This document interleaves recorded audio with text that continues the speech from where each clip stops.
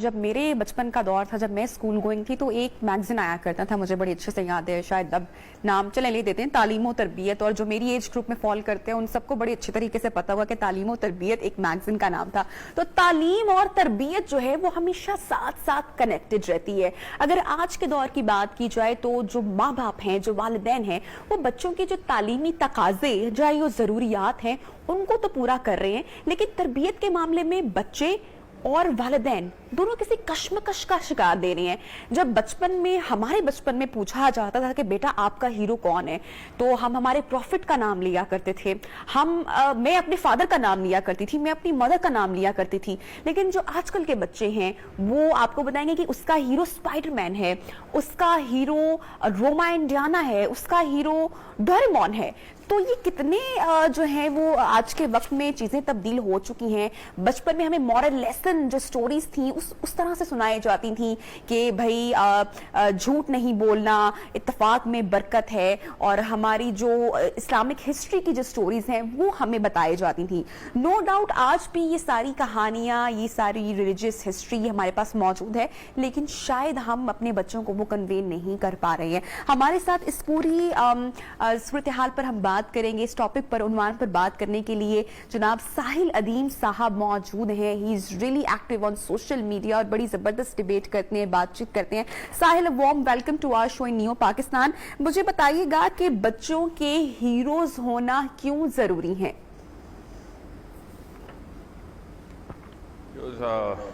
बच्चों के नहीं, बड़ों के भी होना जरूरी नहीं है। अल्लाह ताला ने जो डिजाइन बनाया ना हमारी केमिस्ट्री का, अगर आप वो केमिस्ट्री को थोड़ा सा भी गहरी नज़र से देखेंगे तो आपको पता चलेगा कि हमारी केमिस्ट्री खुद हीरो ढूंढ रही होती है। अगर नहीं मिलता तो बनाना शुरू कर देती है। वो इमेजिनरी होता है या फिर अल्लाह की तरफ से गिफ्ट हो, तो कोई करीब करीब का कोई माँ बाप या कोई ऐसा रियल ह्यूमन बीइंग जो कि वो वाला काम कर रहा होता है, जो कि आपके अंदर की आवाज़ होती है उसको पूरा करता है, जिसको कैरेक्टर कहते हैं, वर्चूज कहते हैं। ये तो अल्लाह ताला ने मेरे और आप दोनों के बीच, दुनिया के हर इंसान में कॉमन बनाए हुए हैं कि जो वाले वर्चूज जो कि हमारी फितरा में है, वो जो प्रैक्टिस करता है तो हम अट्रैक्ट होते हैं उसकी तरफ। So it's not that we कोई एक्सटर्नल डिमांड नहीं है, इंटरनल डिमांड है। कोई पॉलिटिकल डिमांड नहीं है, एक नेचुरल केमिकल डिमांड है इंसान की कि वो हीरो जो है ना हर वक्त ढूंढता रहे। हर इंसान हर वक्त हीरो ढूंढ रहा है। आप वो नोट करेंगे कि दुनिया में कोई भी बच्चा, कोई भी इंसान ऐसा नहीं है जो किसी न किसी बंदे की या दूसरे की मिमिक्री करता करता बड़ा नहीं होता। इसका मतलब यह है कि हमारा केमिस्ट्री खुद डिजाइन करती है कि वी नीड सम हीरो। कहीं ना कहीं पे किसी न किसी की तलाश हर वक्त रहती है। अब वो कोई ज्यादा चीजों के ऊपर फिट हो जाता है, कोई थोड़ी चीजों पर फिट होता है। सुबह कोई ना कोई हम किसी न किसी को कर लेते हैं, और कोई असली बंदा नहीं मिलता तो फिर हम कार्टून कैरेक्टर बना लेते हैं उसका, कि भाई किसी को रिप्रेजेंटेशन तो दो, सिंबलाइज करो उस चीज को जो मेरे अंदर की डिमांड है। This is why everyone you know has a hero. मतलब कोई तुक्का तो नहीं लगता ना, हर इंसान का कोई ना कोई हीरो होता है। कोई और चीज इतनी कॉमन नहीं है जितना दिस वर्ड रोल मॉडल या हीरो। सो ये हमारी इंटरनल केमिस्ट्री है जो अल्लाह ताला ने बनाई है। साहिल, जैसे कि आपने कहा कि बच्चों और बड़ों दोनों को हीरो की जरूरत होती है, तो मॉरल कहानियां भी मौजूद हैं, हीरोज भी मौजूद हैं, लेकिन फिर हमारे बच्चे क्या कहीं और मसरूफ हैं? नहीं, बहुत अच्छा सवाल है। एक्चुअली पता, हर इंसान उधर ही मसरूफ है जिधर बच्चे मसरूफ है। हम ना बच्चों की तरफ देखते हैं तो हमें चूंकि वो बाहर से नजर आ रहे होते हैं तो हम समझते हैं इधर इशू है। असल में इशू हमारे अंदर है। मतलब everybody has the same chemistry. मैं आपको एक इसकी मिसाल देता हूँ ताकि आपको पता चले कि असल में इट्स नॉट कि हीरो क्यों बनाना है। आपको ये तब पता चलेगा, इसका जवाब जब आपको पता चलेगा हीरो करता क्या है एक इंसान के साथ। जब आपको ये पता चलेगा हीरो करता क्या है, तब आपको पता चलेगा कि कितनी जरूरी चीज थी कि सही हीरोज का इंतखाब किया जाए। वरना ये मैंने आपसे कहा ना, हमारी इंटरनल डिमांड, अगर सही हीरो नहीं बनाएंगे तो गलत हीरो इंसान खुद ही बना लेगा। क्योंकि जो रेला चल रहा होता है उसके अंदर जो टॉप पे होता है उसको हीरो बना लेते हैं। बिकॉज जो सब कर रहे हैं, एक नेचुरल ह्यूमन बीइंग जो बच्चा है वो ये नहीं फैसला कर सकता ये सही कर रहे हैं गलत कर रहे हैं। वो जो सब कर रहे हैं वो नेचुरल सब एक प्रेशर होता है इंसान पे कि सही कर रहे होंगे। लेकिन हमें तो रिलीजियसली भी पता है, अब साइंटिफिकली भी पता है और फिलोसॉफिकली भी पता है कि जो इंटरनल कॉलिंग को की आवाज के सवालों का जवाब देता है वही सही हीरो होता है। अल्लाह ताला ने जो फितरा बनाई है ना, अल्लाह ताला ने कुरान में भी कहा ना कि मैंने तुझे अपनी फितरत पे बनाया है, तेरे अंदर से वही सवाल उठेंगे। मतलब पूरे के पूरी बनी नो इंसानी में शुरू से वही सवाल उठते आ रहे हैं। तो इसलिए इस ना कि ओ मैं मुसलमान हूं तो मैं ये बात कर रहा हूं, आप इससे बेहतर हीरो ला के दिखाएं जो मेरा नबी है। वो अंदर की उस फितरा को सारे के सारे सवालों के जवाब दे रहा है Mohammad. So what I am going to keep emphasising कि जब वो वाले कैरेक्टर बिल्डिंग बच्चों में नहीं होगी, कि जो वो वाले वर्च्यूज की है, जो अंदर के फितरा की आवाज देते हैं, एम्पैथी होती है उसके अंदर सेंस ऑफ जस्टिस होता है, उसके अंदर courage to practise these virtues होता है, उसके अंदर हर वक्त सच बोलने की एक जुर्रत होती है जो कि उसी करेज के ऊपर बैठती है आके, तो फिर आपको पता चलता है कि यार ये इतना अट्रैक्टिव क्यों है। आप किसी भी एक 2 नंबर बंदे को जितना मर्जी मेकअप करा के बिठा दें और एक वर्चुअस बंदे को जिस मर्जी हुलिये में बिठा दें, कुछ दिनों के अंदर अंदर पूरा का पूरा रेला उस वर्चुअस बंदे के नीचे आ जाएगा। इसका मतलब है अंदर की कोई केमिस्ट्री, उसकी डिमांड है। It doesn't really matter what he looks like, what he acts like, वो जो जिस तरीके से अपना किरदार शो कर रहा है और जो असली में कौन वर्च्यूज का जो किरदार जिस पे मबनी है वो शो कर रहा है, तब होगा ऐसे काम। अब कैरेक्टर बिल्डिंग तो है नहीं हमारे बच्चों के अंदर, हम आपको तो पता है स्कूल में क्या कैरेक्टर बिल्डिंग। हम बिल्कुल, मुझे ऐसा कई दफा लगता है जब मैं भी ऑब्जर्व करती हूँ, यू माइट डिसएग्री, कि शायद हम 2 एक्सट्रीम पर हैं, मॉडरेट नहीं है। या तो बहुत ज़्यादा पेरेंट्स की तरफ से सख्ती दिखाई जाती है कि बिल्कुल जो है वो टेक्नोलॉजी को नहीं इस्तेमाल करना, या फिर दूसरी साइड पे हर चीज के लिए आजाद कर दिया जाता है, फ्री कर दिया जाता है, बीच में बैलेंस इख्तियार नहीं किया जा रहा। तो अब टेक्नोलॉजी तो है, नई नई चीजें तो है, जिद्दत तो आ गई है, वक्त के तकाजे भी बदल गए हैं, तो इसमें रहते हुए हम टेक्नोलॉजी के साथ बच्चों को कैसे ग्रूम कर सकते हैं, या पेरेंट्स बीइंग अ पेरेंट हम क्या किरदार अदा कर सकते हैं?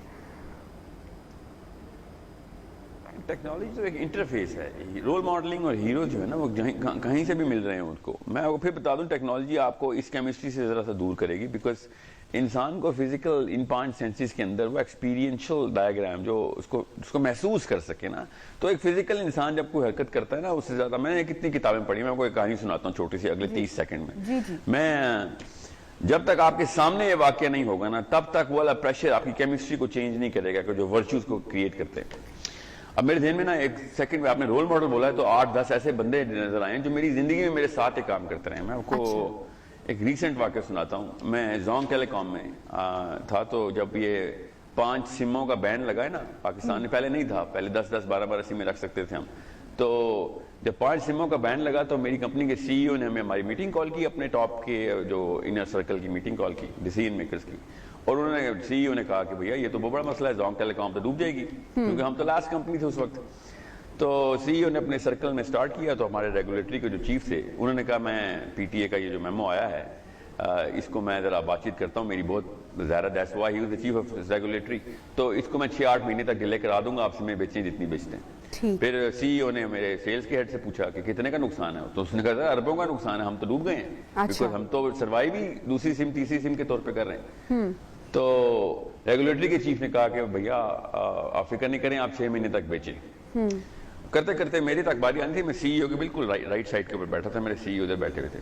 अब करते करते जो जहां पे मेरे साथ हर एक पे प्रेशर तो रहा है, नौकरी लाइन पे लगी होती है, जो बड़े बूढ़े कह रहे हैं बस आप वही करने होता है, कुछ भी आप ऑब्जेक्ट नहीं करते, because it's all about the money.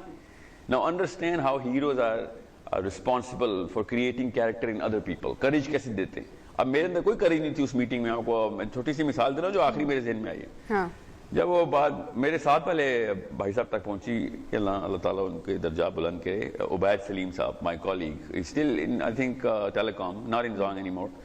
तो उन्होंने जब वो मेमो पढ़ी तो उन्होंने कहा कि सर पीटीए ने तो कहा है इफेक्टिव इमीडिएटली, आप ये 6 महीने की सिमें बेचने के लिए क्यों कह रहे हैं? तो रेगुलेटरी के चीफ बहुत सीनियर थे, बहुत सीनियर हमारे, I mean he is one of the most, he is like a father of telecom to me. And he said Ubaid बेटा बातें ना करो, इस वक्त तो ज्यादा आपको नहीं पता, ये बाल धूप में नहीं सफेद की हमने, ऐसे ही काम होता है इधर। तो उबैद सलीम ने फिर इसी तरीके से मेमो खड़े होके आंखों से आंसू जा रहे थे, इतना प्रेशर होता है कि he said, and I cannot forget this statement of his. He said, but sir, my father never raised a thief. मैं तो ये काम तो चोरी और फ्रॉड में आता है, मैं तो इसके ऊपर साइन नहीं करने वाला। आप यकीन नहीं करेंगे ना भैया, जैसे ही उस बंदे ने ये बात की, अचानक मेरी केमिस्ट्री बदल गई कि हाँ सब कुछ गलत तो हो रहा है, हर एक को पता था गलत हो रहा है, मगर वो करेज जो होती है ना, उसके लिए एक ऐसा बंदा चाहिए होता है जो खड़ा हो जाए, जो गंगा के उल्टे तरफ खड़ा हो जाए कि भाव जितना मर्जी तेज हो, सॉरी मैं मेरी जो वर्चूज कैरेक्टर बिल्ड किया गया मेरे माँ बाप की तरफ से, वो यहाँ चैलेंज हो गया। अब उनके माँ बाप ने जितनी भी मेहनत की थी वो मेरे कैसे काम आई कि वो करेज मुझे मिल गई कि फिर मैंने कहा मैं भी नहीं साइन करा भाई, क्योंकि फ्रॉड तो फ्रॉड है, चाहे जो मर्जी कर रहा हो इधर, चाहे सीईओ या चाहे सीटी हो। This is way role models create that proof of concept. Concept हम साहिल- सबके सामने होते हैं। साहिल, अल्लाह ताला ने हमारे- concept दिया हमारे हुआ है। जो वो proof role of models concept जो है ना हैं- वो कहीं फिजिकली चाहिए होता है। साहिल, जो हमारे रोल मॉडल्स हैं वो कौन हैं? अभी आपको जैसे पता है कि बड़ा मसला है, ये पाकिस्तान का मसला नहीं, शायद ओवरऑल ही है। टिकटॉकर जैसी जो एप्लीकेशंस हैं या जो सोशल मीडिया जो मशहूर पर्सनालिटीज हैं, हमारे बच्चों के वो आइडियल हैं।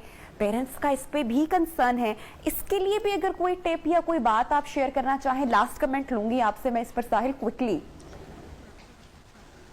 देखिए, मैं आपको बहुत आसान से फॉर्मूला बता रहा हूं, अगर आपको कॉन्सेप्ट समझ आ रहा है तो बच्चे जितना टिकटॉक देख रहे हैं ना, उससे कई ज्यादा वही वाली वल्गैरिटी माँ बाप GOARY पे देख रहे हैं, टीवी के ऊपर देखते हैं, टॉक शोज में गाली गलौज चल रहा होता है, वही ड्रामे वही वाली फिल्मों में तकरीबन टिकटॉक के बड़े वर्जन को ड्रामा मूवी कहते हैं हम। जब अम्मा शाहरुख खान की फैन होगी ना तो बेटा फिर मोहल्ले में कटरीना कैफ ही ढूंढेगा ना जाके। ऐसे नहीं होता कि बच्चा मुफ्त में टिकटॉक का फैन बन जाए। We are creating replicas of our own selves in our children. फिर कैरेक्टर बिल्डिंग करते हैं।